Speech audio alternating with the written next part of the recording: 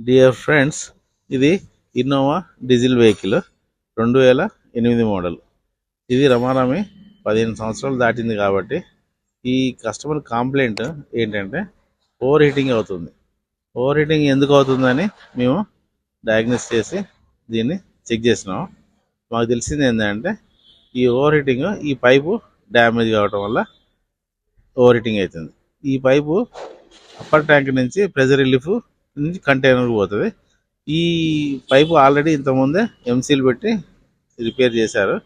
కానీ సమస్య ఏమంటే హీట్ అయినప్పుడు కానీ రన్నింగ్లో ఉన్నప్పుడు వెహికల్లో కూలెంట్ ప్రెజర్ అనేది పెరుగుతుంది. ఆ ప్రెజర్ పెరిగినప్పుడు ఈ ఎంసీలు ఇవన్నీ ఇటువంటి జాయింట్లు ఆగవు. అది తప్పకుండా కొన్ని రోజుల తర్వాత ఓపెన్ అయిపోతుంది. అది ఓపెన్ అయినప్పుడు మళ్ళీ మీకు ఓవర్ హీటింగ్ ప్రాబ్లం వస్తుంది. అది మనం నడుపుతున్నప్పుడు ఈ ప్రాబ్లం తెలుసుకోలేము కాబట్టి మీకు తెలియకుండా ఒక్కోసారి డ్యామేజ్ ఎక్కువ